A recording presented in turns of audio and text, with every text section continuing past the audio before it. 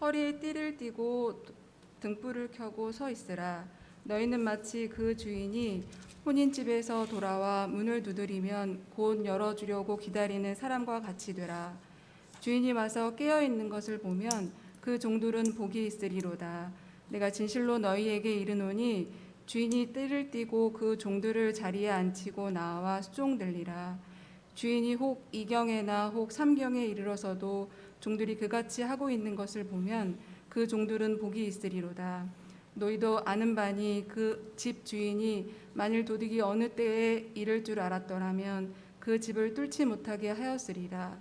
그러므로 너희도 준비하고 있으라. 생각하지 않은 때에 인자가 오리라 하시니라.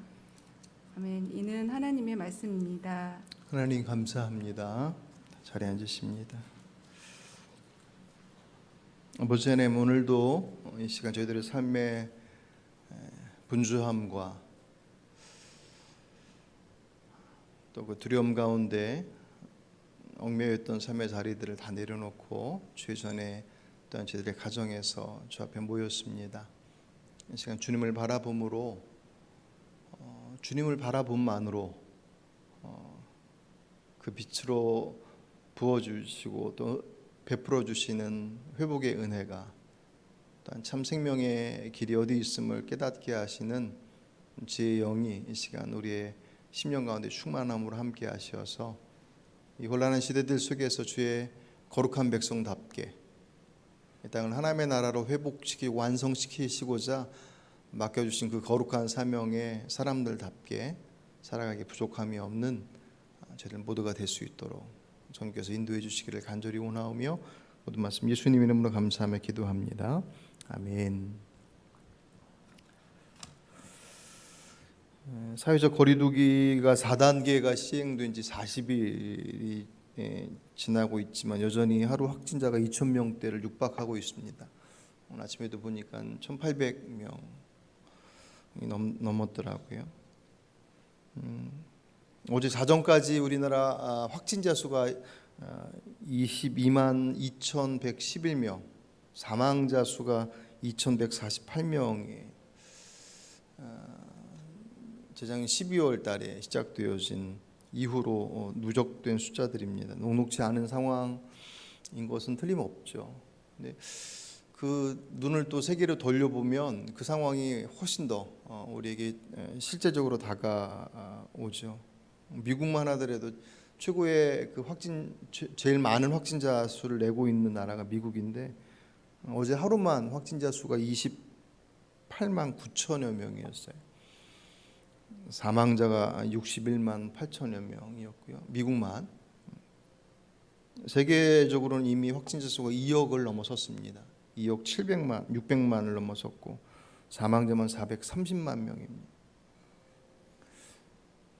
지금 한동안 전 세계적으로 백신 보급이 속도를 내면서 집단 면역에 대한 어떤 기대감들이 이렇게 높아졌잖아요. 그래서 실제로 몇몇 국가들은 그 코로나 종식을 선언하면서 일상으로의 그런 복귀들을 실제적으로 진행했던 나라들도 있었습니다.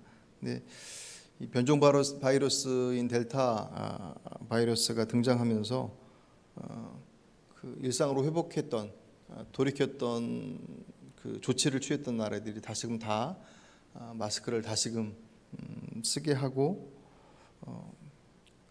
마치 처음으로 다시 돌아가는 것처럼 그렇게 조치들을 취하고 있는 것으로만 보더라도 지금의 상황이 그렇게 가볍게 볼 수 있는 상황이 아닌 것을 우리가 또한 보게 되죠.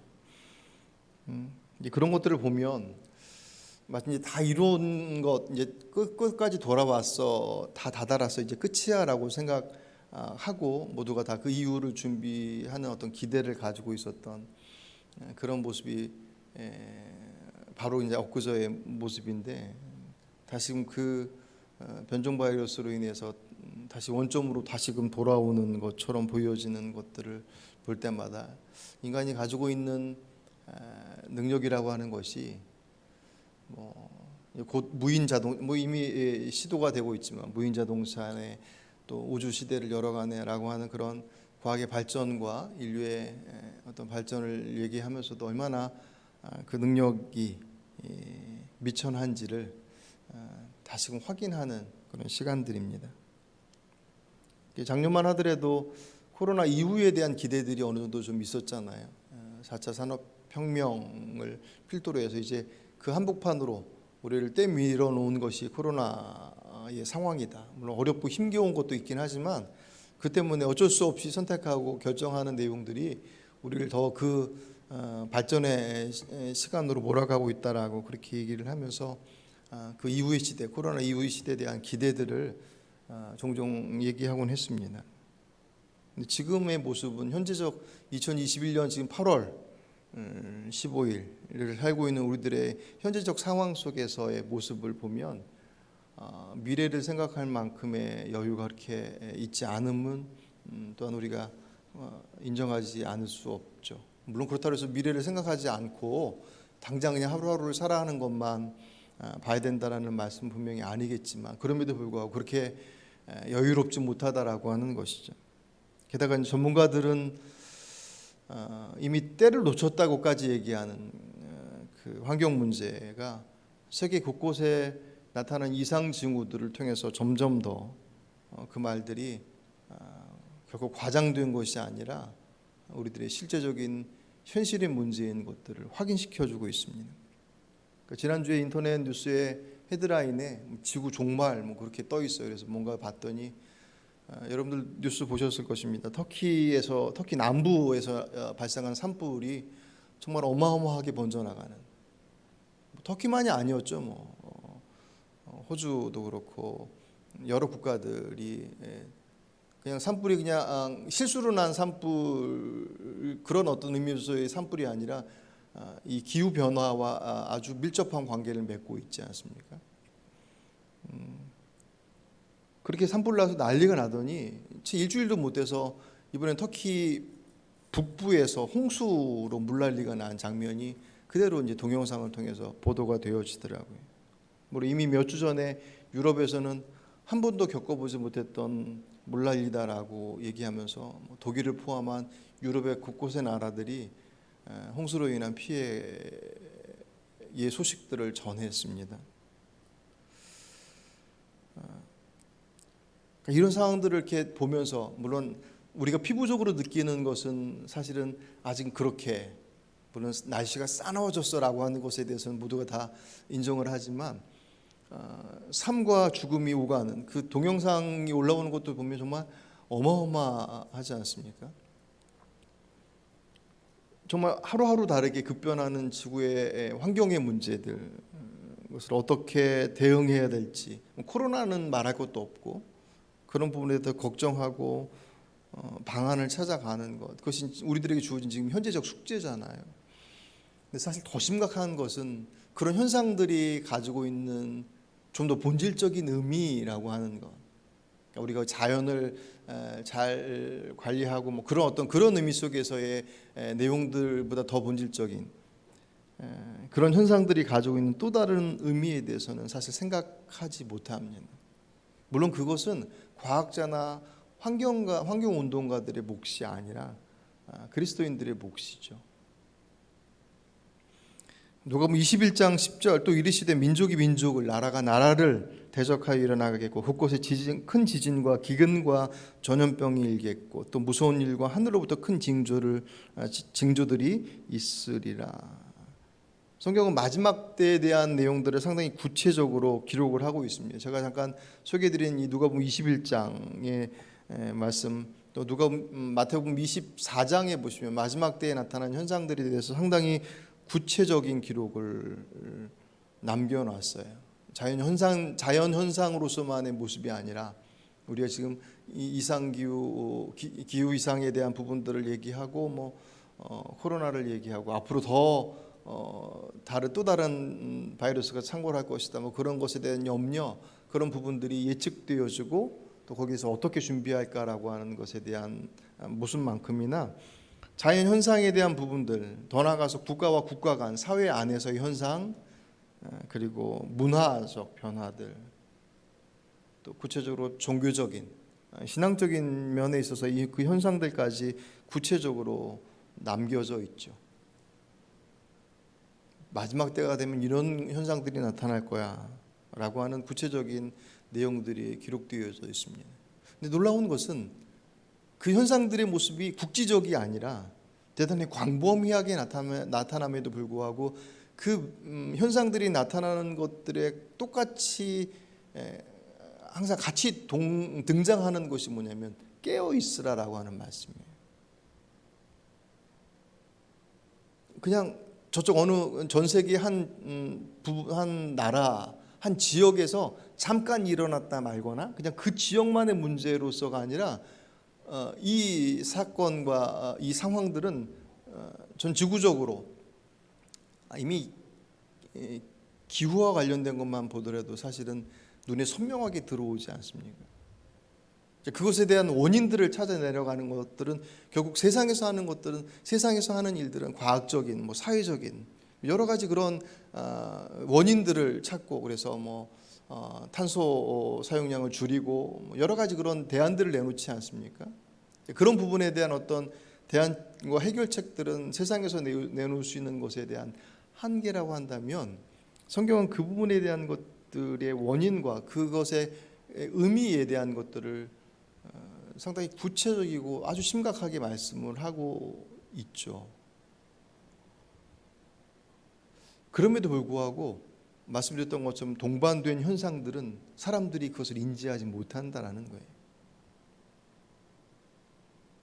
멸망으로 막 치달아가고 있는데, 그리고 그 현상들이 막 불일 듯 일어나는데 한 곳에서만이 아니라 아주 다발적으로 나타나고 있는 현상, 사실 이미 우리가 경험하고 있는 2021년의 8월의 이 현재적 상황 속에서만 보더라도 이미 시간적으로 예수님께서 말씀하신 것만 하더라도 2000년이나 훌쩍 지나온 그 마지막 때를 앞두고 있는 때인데, 단지 시간적으로만 2000년이 흘렀다라고 하는 것이 아니라 현상적으로 보더라도 그때 2000년 전에 말씀하셨던 것과는 비교할 수 없을 만큼의 아주 두드러지고 분명한 현상들이 우리들의 가까이에서, 단지 그냥 우리들이 그 물난리통에 우리들의 집을 잃거나 그런 어떤 피부에 닿는 어떤 모습이 없어서 마치 남의 일인 것처럼 생각되어지지만, 그 발달되어진 과학 기술 가지고 우리 손 안에 들어있는 그 스마트폰만 들고서 조금만 찾아보면 이 전 세계가 지금 어떻게 돌아가고 있는지가 사실 한눈에 다 들어온단 말이죠. 그럼에도 불구하고 그 모든 현상들을 보고 있음에도 그것이 어떤 의미를 가지고 있는지 그 본래적 의미에 대해서 잘 모르더라는 거죠.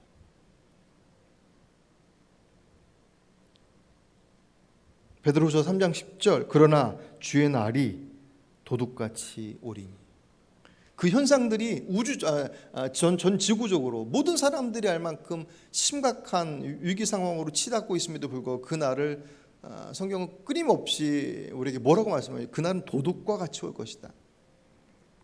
데살로니가서 5장 3절, 그들이 평안하다 안전하다 할 그때에 임신한 여자에게 해산의 고통이 이름과 같이 멸망이 갑자기 그들에게 이르리니 결코 피하지 못하리라. 아멘.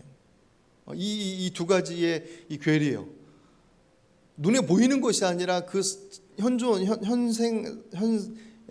지금의 삶을 살아가는 데 있어서 심각한 위기를 느낄 정도로 그렇게 우리에게 두드러지게 다가오는 현상들 앞에서도 사람들은 그 날이, 그 상황과 그 모습들이 우리에게서 마지막이 될 것이다라고 하는 것에 대해서 인지하지 못한다라. 성경 그 마지막 날을 준비하는 성도들의 태도를 얘기할 때 항상 깨어 있으라, 준비하라 라는 말씀을 계속 권면을 넘어서 명령하고 있습니다. 오늘 본문도 35절, 그 긴장감을 우리가 알 수가 있습니다. 허리에 띠를 띠고 등불을 켜고 서 있으라. 팔레스타인 지역의 옷이 이 원피스 통으로 되어진, 그래서 여행을 할 때나 활동할 때는 반드시 허리에 띠를 띄어야 됐어요.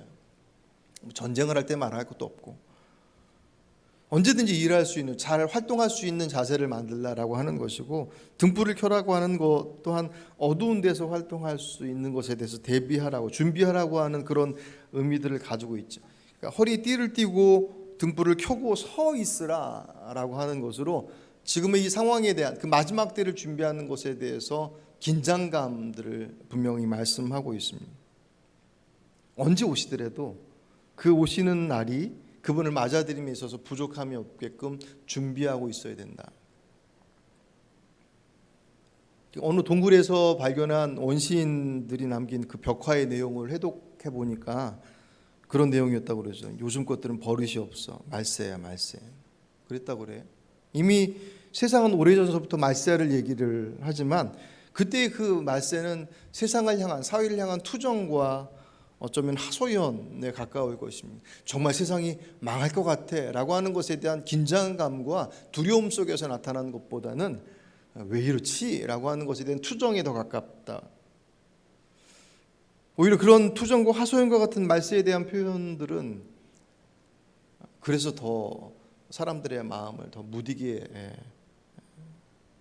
하는 또 하나의 요소라고 생각이 되었습니다. 자꾸 얘기하면 그 얘기한 것들이 자꾸 무뎌지는 것처럼, 아까도 말씀드렸던 것처럼 이미 예수님께서 직접적으로 제자들이 물었거든요. 주님, 마지막 때는 어떤 현상들이 나타나겠습니까? 라고 아주 대놓고 물었을 때 주님께서 구체적으로 말씀하신대요. 제일 많은 분량으로 나온 것이 마태복음 24장이에요. 그 내용은 현상적으로 사회, 문화, 또 실질적으로 우리들의 삶 가운데 어떤 모습으로 나타날지에 대한 것들이 구체적으로 기록되어져 있습니다. 그때로부터 지금 2000년이 지났어요. 그 안에 2000년을 살았던 사람들 중에는 내가 죽기 전에 주님 다시 오시겠지? 라고 하는 기대나 혹은 두려움을 가지고 살았던 인생들이 이 땅을 다 떠나갔습니다. 그러고 나서 2000년이 지났습니다. 어쩌면 저나 여러분이 이 땅에서 삶을 다 하고 마감해서 부름받은 그때까지 이때가 마지막 때가 오지 않을 수도 있습니다. 이때로 더 1000년, 2000년이 흐를 수도 있습니다. 근데 그것은 우주적 종말인 거죠. 물론 예수께서 말씀하신 그 종말의 때는, 마지막 때는 모든 것들이 이제 끝이 나는,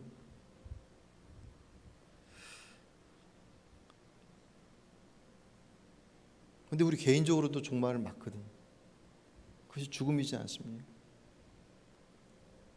죽음을 통하여서 우리가 개인적으로 그분 앞에 서게 되는, 모두가 다 한꺼번에 그분 앞에 서게 되는 그날이 지금 2000년이 지체되어지고 있다면 우리 각자의 인생들은 죽음이라고 하는 것을 통해서 그분 앞에 서게 되는 것이죠.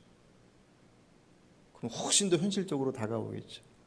어쨌든 이미 성경에서 말씀하시고 있는 그 마지막 때의 시간적인 2000년이나 지난, 벌써 이제 그만큼 코앞에 다가왔다라고 하는 것, 그리고 그 많은 마지막 때에 나타날 징조들의 모습들이 지금만큼 더 두드러졌던 시기도 없었으니, 그런 시대를 살고 있는 우리들에게 주님께서 무엇라고 말씀하시는지, 그 마지막 시대를 살아가고 있는,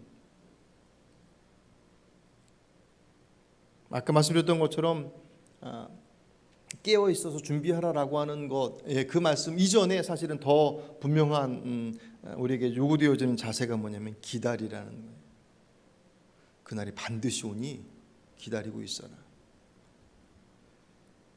사도행전 1장 11절 이르되 갈릴리 사람들아 어찌하여 서서 하늘을 쳐다보느냐, 너희 가운데서 하늘로 올리신 이 예수는 하늘로 가심을 본 그대로 다시 오시리라 하였느니라. 아멘.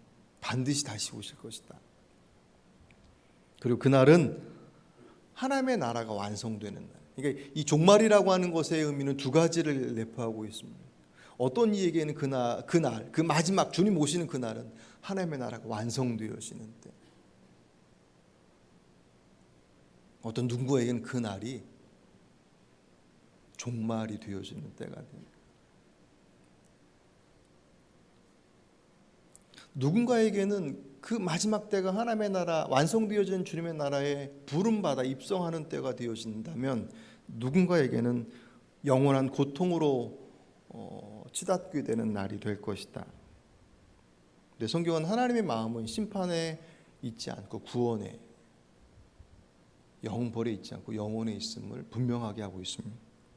베드로서 3장 9절 주의 약속은 어떤 이들이 더디다고 생각하는 것 같이 더딘 것이 아니라 오직 주께서 너희를 대하여 오래 참으사 아무도 멸망하지 아니하고 다 회개하게 이르기를 원하시느니라. 아멘. 예. 그때가 자꾸 지체되어진다라고 하는 표현을 하는 가장 중요한 이유는 주님의 목적은 심판, 이 세상을 빨리 끝내자라고 하는 것에 있지 않고 모든 이들이 구원의 자리, 원래 하나님께 지으셨던 이 땅에 그 하나님의 나라, 그곳에 모두가 다 들어오기를 원하시는 것이 하나님의 마음이라는 거죠. 그래서 그 날이 지체되어지고 있다. 하지만 그럼에도 불구하고 그 날은 반드시 온다는 거예요. 성경은 결국 그 얘기를 하고 있는 거예요. 처음에 하나님께서 세상을 창조하시고 나셔서 만드시고 난 다음에 하셨던 말씀이 보기 좋았더라 했습니다. 주님 보시기 좋았더라. 이미 그곳에 하나님의 나라가 만들어진 것이 그 권한을 사람들에게 위임하시고 생육하고 번성하고 땅이 충만하라 라고 말씀하심으로 이 땅에 하나님의 나라를 이제 만들어 주신 그 나라를 더욱더 온전함으로 만들어 가기를 원하셨던 그 하나님의 계획하심이 아담과 하와가 선악과를 먹어 세상에 죄가 들어옴으로 인해서 그 하나님의 나라가 훼손되었습니다. 그러니까 이거 그냥 원리적으로 생각하면 그래.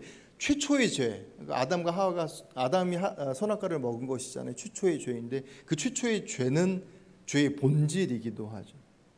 그것이 뭐예요? 자기 주관, 자기 중심성에 하나님께서 지으신 이 세상 위에 하나님이 주인이 아닌 내가 주인임을 선언한 사건이 바로 선악과 사건입니다. 이 땅은 하나님의 통치 원리와 섭리 속에서 지어졌어요. 그 하나님의 법으로 만들어져서 그 하나님의 법으로 운영되어지는 곳이에요. 그것이 하나님의 나라잖아요. 대한민국 헌법에 기초하여서 이 사회가 서로의 약속들 속에서 움직여지는 것처럼, 그죠? 하나님의 나라는 하나님의 법이 통하는 곳입니다. 근데 그 하나님의 법을 어기고 내가 그 법의 주체가 되어진 사건이 죄의 처음 시작이자 죄의 본질입니다. 그러니까 그 원리와 원칙이 하나님의 기준이 아닌 내 기준으로 자꾸 훼손되어지니 이 땅에 시간이 지나면 지날수록 그 악이 더 드러나는 것은 자명한 거예요. 자연스러운 것입니다. 그렇지 않은 하나님께 지으신 하나님의 질서와 원리가 아닌 나의 질서와 나의 기준과 나의 가치로서 만들어버리니 사람을 바라보며 그 사람의 모습들을 하나님께서는 그 사람의 존재의 가치를 그 존재 자체로 두고 계시는데 세상은 그 사람의 존재의 가치를 무엇으로 두냐? 그가 무엇을 가지고 있느냐?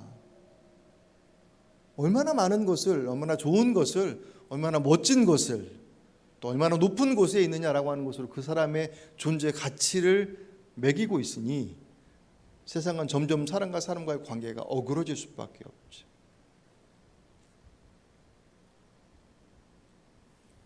그리고 자기 중심성은 죄의 본질입니다. 예수 믿고 나서도 여전히 내가 하나님의 주권과 하나님의 주인 되심을 고백하는데 내 안에서 가지고 있는 자꾸 스물스물 올라오는 그 못된 습성, 우리 안에 이미 굳어져 있는 우리가 몸을 가지고 있으므로 익숙해져 버려 있는 내용들 다 포함되지 않겠습니까? 오늘 광복절인데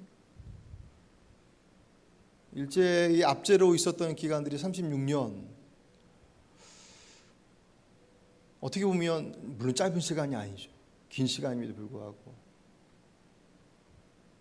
그 36년 동안 있었던 그 앞뒤 시간들 속에 여전히 제거되지 못한 잔재들이 지금 2021년 우리가 몇 주년이라고 그랬죠? 76주년. 그 36년밖에 되지 않은 그 시간에 곱절이 흐른 시간임에도 불구하고 여전히 이 사회 곳곳 안에는 그때의 잔재들이 남아있다라고 얘기하죠.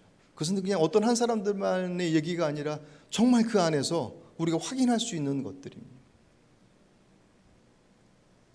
그러니까 우리가 예수 믿어 그분의 몰랐는데 이대로 살아가면 멸망의 길로 치닫는 것을 주님께서 내버려 두실 수 없어서 죄의 삭슨 사망이잖아요. 하나님께서 만드신 이 땅의 원리란 말이죠. 죄의 결과는 죽음이에요. 죄로 인해서 주님과 단절되어지면 그 순간 영적으로 끊어져 버려서 그는 영적으로 죽어 있는 사람.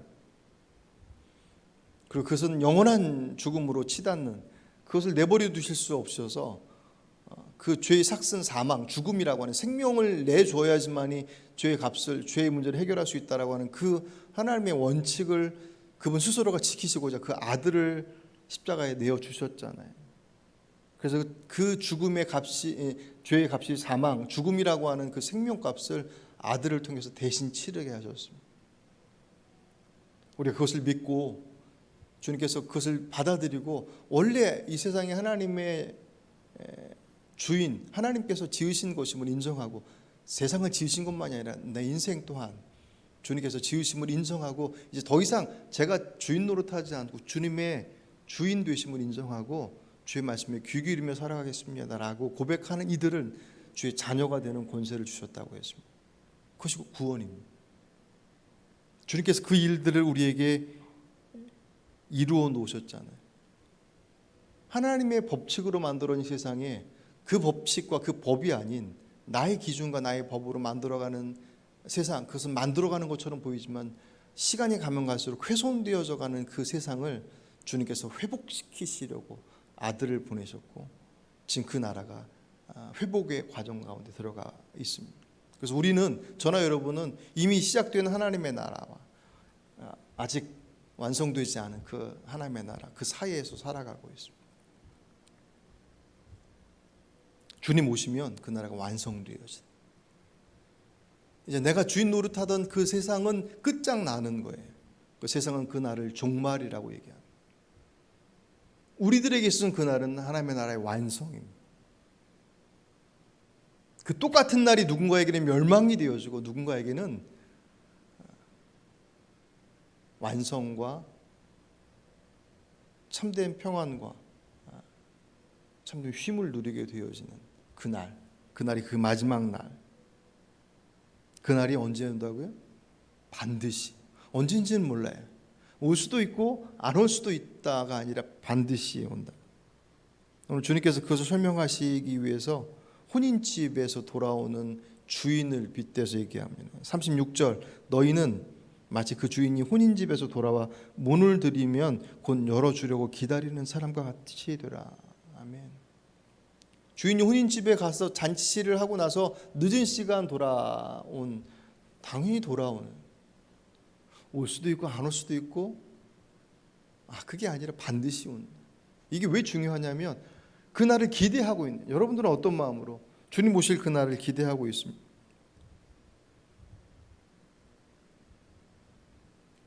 성경은 그것에 대해서 분명하게 말씀하고 있고, 예수님께서 오셔서 제일 먼저 하셨던 말씀이 때가 찼느니라, 하나님의 나라가.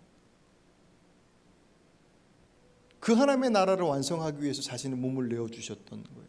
그러니 그 십자가의 사건은 그 하나님의 나라의 완성 안에 다 들어가 있어요. 주님께서 이루신 그 자신의 생명을 내어주시면서까지 이루셨던 것의 목적은 그 하나님의 나라에 모든 이들이 들어가기를 원하시는 주의 마음이 그 안에 그대로 다 들어가 있습니다. 그 나라가 완성되어지는 때가 마지막 때.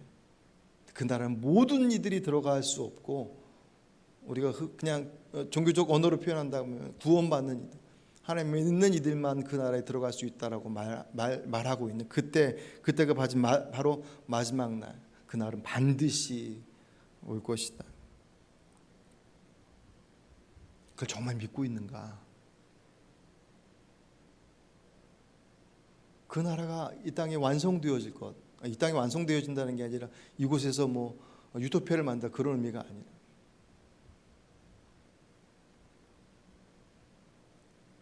그 하나님의 나라를 믿고 그 나라 완성 믿고 있는 이들은 이 땅의 가치가 전부가 아닌 것을 고백하며 살아감으로 증명해 내는 것이죠. 요즘처럼 집 문제로 몸살을 앓았던 때가 없지 않습니까? 적어도 우리나라 안에서는.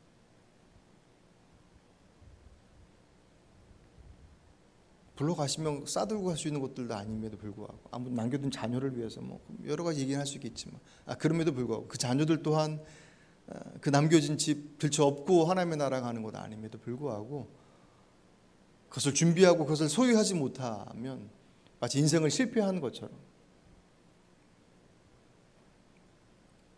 정말 하나님의 나라, 그분의 도래하심을 믿고 있다고 한다면, 물론 이 땅에서도 그렇게 잘 살지는 않더라도 그래도 그 삶의 모습들을 잘 이루어가는 거, 하나님께서 그거 원치 않으시겠습니까? 그 자녀들이 늘 빈궁하게 살아가는 걸 주께서 원하실 리 없잖아요. 어느 부모가 그러겠습니까? 하지만 그것이 인생에 마치 전부인 것처럼 세상은 몰라서 그렇다 하시지만, 믿음의 사람들마저도 주의 나라를 바라보고 그 나라가 우리의 본향이고 반드시 온다라고 고백하고 있음에도 불구하고 마치 그 나라가 정말로 오지 않을 것처럼 믿고 있는 사람처럼 세상과 똑같이 이 땅에 있는 것들의 소유와 소유하지 못함의 인생에 가치를 부여하고 있는 모습들이 우리들 안에 있지 않나. 그것은 다 욕심에 대한 문제 이전에 내가 정말 주의 나라를 기대하고 있나? 라고 하는 것을 점검해 봐야 될 모습들입니다. 마지막 때를 준비하는, 기다리고 있는 이들에게 있어서 제일 첫 번째 모습은 정말 그날을 기다리고 있느냐. 믿지 않으면 기다리지 못하거든요. 믿고 있다고 얘기해도 그 기다림의 모습들이 막연하거나 내 안에 내 삶의 자락들 속에서의 모습들을 구체적으로 바꿔 나갈 수 있는 힘이 없다고 한다면, 그것은 지식으로는 동의할지 모르겠지만 믿고 있는 것은 아니에요. 그 기다림은 막연하게 넉놓고가 아니라 깨어서 준비하라고 하는, 앞에서 제일 많이 강조하는 것이겠죠. 기다리는 자만이 깨어서 준비할 수 있습니다. 오늘 주님께서 다시 오실 날을 기다리는 사람을 혼인집에서 돌아오는 주인을 맞이하는 종과 같다고 말씀하셨는데, 그렇게 말씀하시고 난 이후에 37절 38절의 말씀은 언뜻 이해가 되지 않는 내용이에요. 같이 한번 보실까요? 37, 38절 있습니다. 주인이 와서 깨어있는 것을 보면 그 종들은 복이 있으리로다. 내가 진실로 너에게 이르노니 주인이 띠를 띠고 그 종들을 자리에 앉히고 나와 수종들리라. 주인이 혹 2경이나 혹 3경에 이르러서도 종들이 그와 같이 하고 있는 것을 보면 그 종들은 복이 있으리로다. 아멘. 이게 좀 이상해요. 종의 역할은 주인이 와서 오면 문 열어줘야 되는 게 종의 역할이잖아요. 당연히 해야 될 것이에요. 그런데 주인이 늦은 밤에 와서 종들이 깨어 있는 것을 보면, 깨어 있으니까 문을 열어주겠죠. 그것을 보면 그 종들은 복이 있다. 종이 존재 이유인데, 그때 당시의 종들은 근무 시간이 따로 정해져 있지 않았다고 그래요. 거의 뭐 노예 수준으로서 언제든지 스탠바이 준비하고 있어야 되는. 그러니까 종의 입장에서는 주인이 늦은 시간에 오냐, 이른 시간에 오느냐라고 하는 것은 주인의 마음에 늦었으니까 안 열어, 그럴 수 없잖아요. 그럼에도 불구하고 오늘 주님께서는 그 말씀을 하시면서 뭐라고 그러셔요? 그때 주인이 왔을 때 깨어있는 이들은 복된 이들이다. 한 발 더 나가서 깨어있는 종들을 위해서 주인이 수종까지 든다라고 얘기합니다. 당연히 해야 될 일을 했는데 그 종을 위해서 주인이 수종을 든다. 이 말씀의 의미가 뭐겠어요? 깨워서 준비함이 얼마나 중요한지를 분명히 얘기하고 있어요. 당연한 것인데, 당연한 것인데 그 일이 얼마나 중요한지, 그것은 그 종의 존재 이유이기도 하고, 자신을 위해서도 그렇고 그 자신을 통해서 세상에 하나님의 뜻이 전달되어지는 것이기 때문에.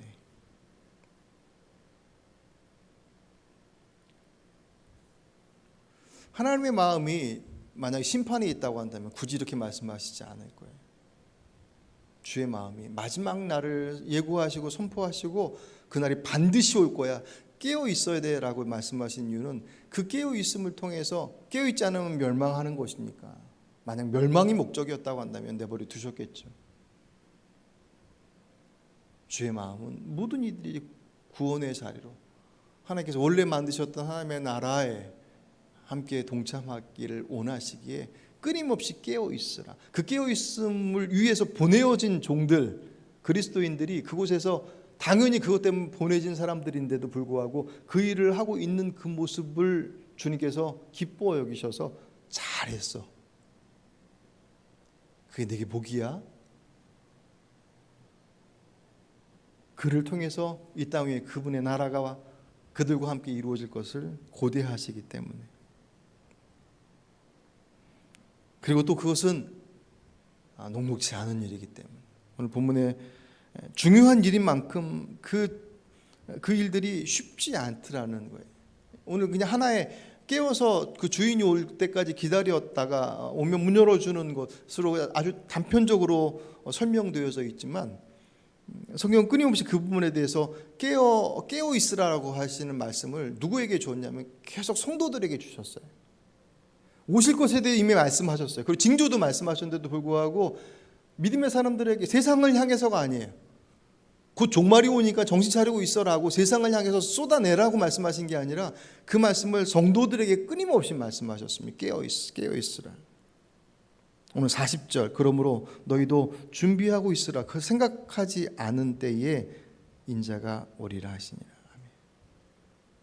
여기서 제 눈을 끄는 게 생각하지 않은 때, 생각하지 못한 때하고 좀 달라요. 아니, 설마 그때 오시겠어? 그게 아니라 이때는 절대 안 오셔.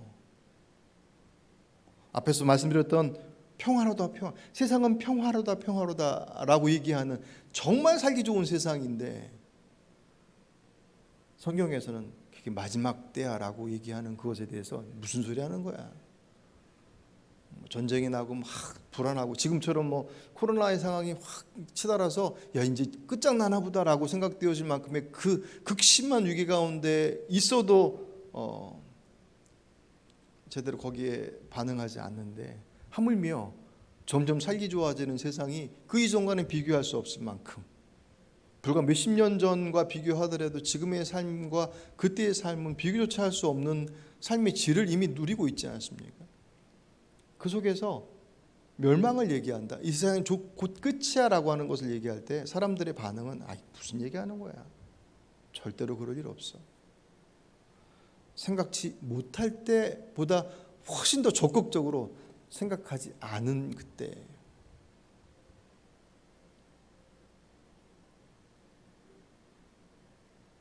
그것이 얼마나 크게 다가오는지 세상은 말할 것도 없이 성도들마저도 그 마지막 때를 기다리고 있어요. 주님께서 오실 것이라고 분명하게 말씀하셨고 그날에 이러이러한 징조가 있을 거야 라고 하는 것에 대해서 구체적으로 세상은 몰라요. 세상에게 얘기할 것은 주님이 아니라 우리가 주의 말씀을 믿어 살아내므로 그들에게 말할 것이 우리들의 몫인데 세상에게 그것을 바랄 수 없어요. 우리의 몫인 거예요. 우리들에게 그 마지막 때의 현상들을 줄줄이 말씀하셨음에도 불구하고 깨어 있어야 된다라고 말씀하시면 그 날들이 성도들에게도 마지막 날이 아닐 거야 라고 하는 세상의 그 희미함들 가운데 함께 묻혀갈 수 있다는 거죠. 그 마지막 때에 대한 모습을 가장 대표적으로 얘기해 주신 것이 노아의 때예요. 이미 홍수로 멸망했었던 그때의 모습들이 아주 어떤 면에서는 좋은 샘플이 되겠죠. 이 샘플이라는 표현이 좀 그렇긴 하지만 마태복음 24장 37절로 39절에 보시면 노아의 때와 같이 인자의 임함도 그러하리라. 주님 다시 오실 때도 노아의 때 같을 거야. 홍수 전에 노아가 방주에 들어가던 날까지 사람들이 먹고 마시고 장가들고 시집가고 있으면서 사람들이 먹고 마시고 장가들고 시집가고 있는 것이 문제가 아니라 이제 멸망이 코앞까지 왔어요. 방주 다 만들어 놓고 문 딱 닫고 들어가는 순간까지 그 사람들은 그냥 평상시대로 그대로 살았습니다. 39절 홍수가 나서 그들을 다 멸하기까지 깨닫지 못하였으니 인자의 임함도 이와 같으니 심지어는 그들이 그 홍수로 나서 다 떠내려가고 다 죽어가는 상황들 속에서 이게 하나님께서 말씀하신 멸망이 있다라고 하는 것을 인지하지 못했다. 심지어는 죽어가는 상황까지도. 창세기 본문을 보시면 노아가 방주를 지었던 시간을 120년 정도로 추정을 해요. 그 크기가 길이가 운동장보다 더 크고 3층 높이에요. 그것을 육지 한복판에다가 지어요. 사람들이 그것을 보면서 왜 짓는데? 안 물어봤겠어요? 노아는 당대 의인이라고 그랬습니다. 뭐 의인이라고 해서 모든 이들이 다 존경했겠느냐? 천만에요. 의인이 존경받는 것은 다른 이들이 의인과 같은 삶을 살고자 하는 기대를 가질 때 의인의 삶이 존경의 대상이 되는 거지. 다 악행으로 가는데 한 사람만 선행으로 살아가요. 이 사람은 완전히 왕따 되는 거죠. 왜 너만 그렇게 살아? 당대 의인이라고 하는 그 모습으로 그들과는 다른 삶을 살고 있었음을 이미 말씀을 하셨습니다. 거기다가 그가 또 전혀 다른 모습들로 그런 일들을 120년 동안 그 가족들과 함께 하고 있는 것을 사람들이 보면서 처음에는 관심을 가졌겠죠. 뭐 하는 건가? 물어도 받겠죠. 왜 짓냐고. 노아가 비밀이야 그러고 얘기하지 않고 방주를 지었으니 만무하지 않습니다.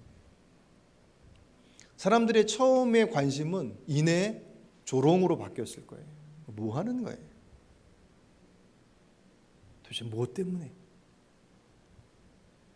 시간이 가면 갈수록 멸망한다며 라고 하는 그 마지막 때에 대한 주의 말씀이 노아를 통해서 그리고 그 방주를 지어가는 과정을 통해서 선포되어지고 눈으로 보여지고 사람들이 목격했음에도 불구하고 그 시간들은 그들에게 있어서 이 정신 차리고 이제 준비해야 되겠다라고 하는 사인이 아니라 조롱으로 바뀌었습니다. 나중에는 그 조롱말도 없이 그냥 무관심으로 일관했을 것이.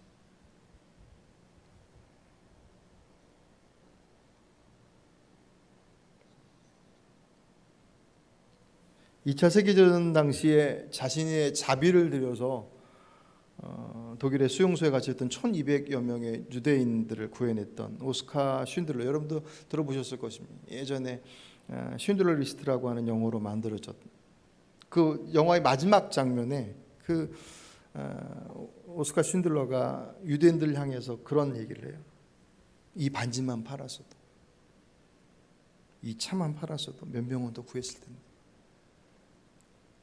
자신의 자비를 팔아서 사람들을 구해내는 그 일들을 최선을 다했음에도 불구하고 나중에 그 마지막 기회가 닥쳤을 때 여전히 자신이 가지고 있는 반지와 차를 보면서 그거 팔았으면 몇 명은 더 구했을 텐데라고 하는 그 안타까움에 눈물 짓는 그 마지막 장면이 노아의 모습이 그렇지 않았을까라는 생각이 들어요. 마지막 그 주님께서 말씀하신 그 멸망했다가 다가와서 방주를 다 지어놓고 비가 내리고 하는 그 와중 속에서 여전히 사람들은 아무런 관심도 두지 않는 그때 내가 좀 더 가서 얘기할 거.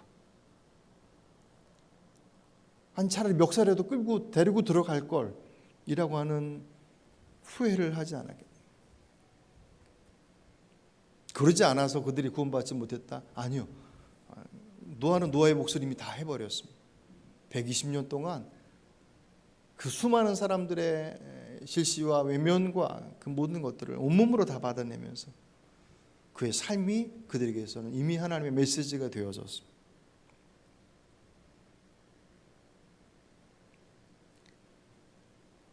쉽지 않은 일인 거예요. 어떻게 준비하느냐? 주님께서 그 깨어 준비하라고 하시는 그 말씀, 누가복음 21장 34절, 너희는 스스로 존심하라. 그렇지 않으면 방탕함과 술 취함과 생활의 염려로 마음이 둔하여지고 뜻밖의 그날이 덫과 같이 너에게 임하리라. 이 날은 온 지구상에 거하는 모든 사람에게 임하리라. 이러므로 너희는 장차 올 이 모든 일을 능히 피하고 인자 앞에 서도록 항상 기도하며 깨어 있으라 하시니라. 아멘. 이미 우리는 그 마지막 때를 준비하는 삶을 살고 있어야 하는 거예요. 그것이 마치 극단적 종말론주의들처럼 재산 다 모아서 다 끌어모아서 한 군데 다 모여서 주님 오실 날을 기다리면서 박수하면서 찬양하면서 예배하는 그것이 성경에서 말씀하고 있는 마지막 때를 준비하라는 모습으로 얘기하고 있지 않아요. 그러니까 데살로니가전서에 보시면 여러분 그 일하지 않은 자는 먹지 말라 얘기 들어보셨죠? 예.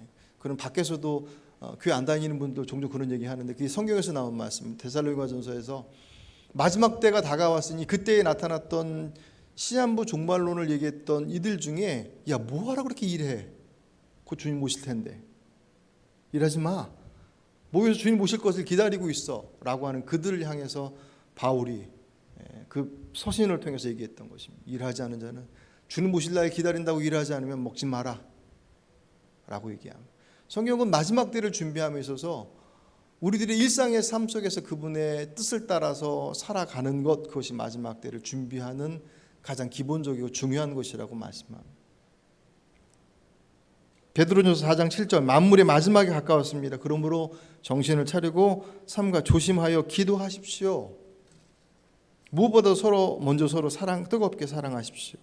사랑은 허다한 죄를 덮어줍니다. 불평 없이 서로 따뜻하게 대하십시오. 아멘. 끊임없이 기도하라고 말씀하신 이유는 아마도 우리들의 기준들, 우리들의 세상 속에 살아가는 우리들의 그 함께 무뎌져가는 그 모습들을 다시금 깨트리고 다시금 정화시키는 것은 결국 그분 앞에 서는 것밖에 없기 때문에 그래요.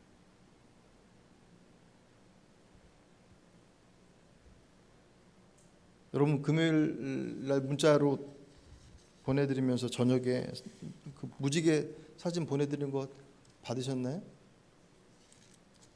제가 그 단체 문자로 보내가지고 어떤 거 잘 안 가는 것 같기도 해서 오늘 아침에 제가 단톡방에다도 올려놨습니다. 요새 무지개 보기도 쉽지 않은데 쌍무지개가 이렇게 떴더라고요. 지난 주일날 오후에 비 오고 나서. 제가 예뻐서 보내드린 게 아니라 문자에도 보내드렸지만 무지개는 홍수의 심판 이후에 주님께서 언약을 상징하면서 말씀하셨던 무지개를 보면서 주님의 그 무지개 안에 주님의 인류를 향한 그 마음, 구원하고 이 땅에 하나님의 나라가 회복되어지는 그날 모든 이들이 주께로 돌아오기를 원하시는 그 마음. 하지만 그 손수 지으신 그 땅을 물로서 심판하실 만큼 죄 가운데 무너졌던 인류의 모습이 그 노아의 홍수 사건이 그대로 다 담겨져 있거든요. 사실 우리는 그 무지개를 바라보면서 주님의 은혜와 주님의 사랑하심을 봐야겠지만 그 이면에 우리들이 죄악됨의 모습 또한 봐야 합니다. 이 코로나 시대 그리고 우리들의 피부적으로 느끼는 그 자연적 변화의 모습들, 이미 사회적 현상들 속에서 나타난 여러 가지 징조들은 주님 오신다라고 말씀하시는 그 말씀이 지금 곧 이루어져도 전혀 이상하지 않는 시대를 살아가고 있습니다. 정말 준비해야 될 때입니다. 무엇을 준비하는 것이냐? 우리들이 지금 일상에서 드려지고 있는 이 우리의 예배, 그냥 늘 드려지는 그 예배의 자리가 정말 주님 앞에 드리는 마지막 우리들의 이 땅에서의 예배인 것처럼 그분의 살아계심과 그분의 이 땅을 향한 그 사랑의 마음들, 우리를 통하여서 세상의 가치와 다른 삶을 살아가는 우리들의 삶의 모습들을 통하여서 이 땅 위에 그 하나님의 나라가 곧 도래할 것을 선포하고 살아내는, 저와 여러분이 그분의 나라에 들어가고 우리를 통해서 그들이 주께로 돌아오는 구원의 역사를 이뤄낼 수 있는 저 여러분의 삶이 되시길 주의 이름으로 축복합니다.